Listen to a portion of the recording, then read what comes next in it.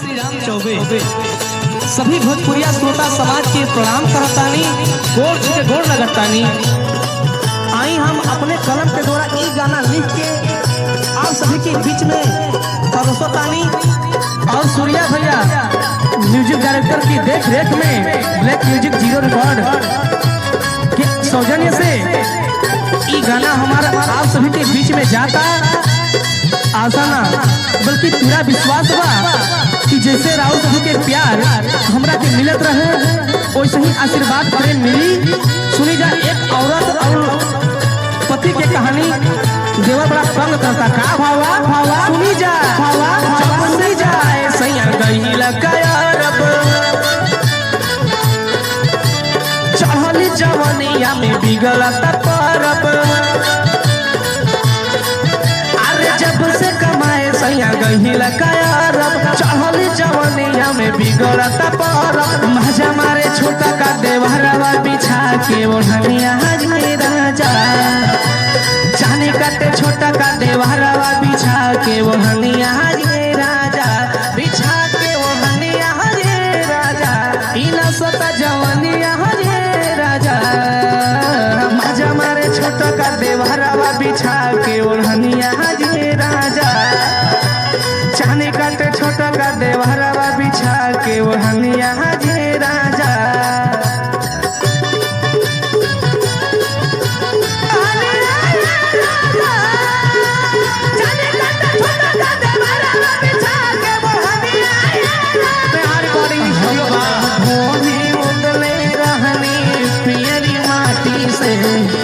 देवरा मोना खोदे काटी से हम तह ढोली उतले रहने पियरी माटी से देवरा मोना खोदे काटी से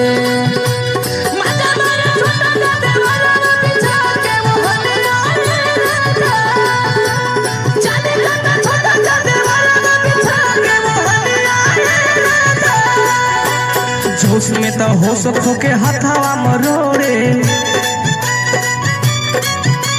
रोजे रोजे भोरवा में खटिया के तोड़े हो खटिया के तोड़े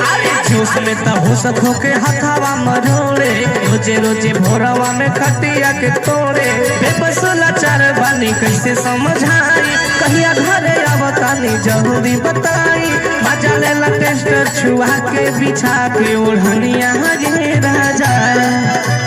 चाने काटे छोटा का देवरवा बिछा के ओढ़निया रे राजा बिछा के ओढ़निया रे राजा जूठा रता जवनिया रे राजा मजा मारे छोटा का देवरवा बिछा के ओढ़निया रे राजा चाने काटे छोटा का देवरवा बिछा के ओढ़निया रे राजा बहुत बढ़िया सूर्या भैया लव यू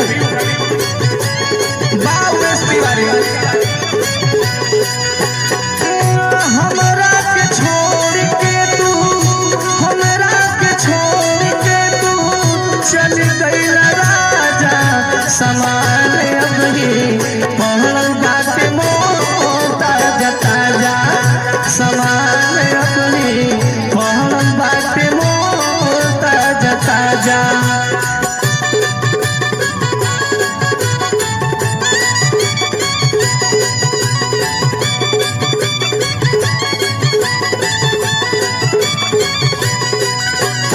अमित सिंह पर कहसवा से बिगड़ल बात हो विकास संतोष ओमा पाठक करे घाट हो संतोष मदन वाहल से बिगड़ल बात हो सुनील उमेश शंकर कर देता घात हो छोड़ के अकेला राजा गईला तू जब से से कोड़ा ता जवानी सूर्या तब से श्री राम चौबे नस्ले जवानिया उछा के ओढ़निया रे राजा श्री राम चौबे नस्ले जवानिया बिछा के ओढ़निया रे राजा बिछा के ओढ़निया रे राजा इना सता जवानिया रे राजा मजा मारे छोटा का देवरवा बिछा के ओढ़निया रे राजा चाने काटे छोटा का देवरवा बिछा के ओढ़निया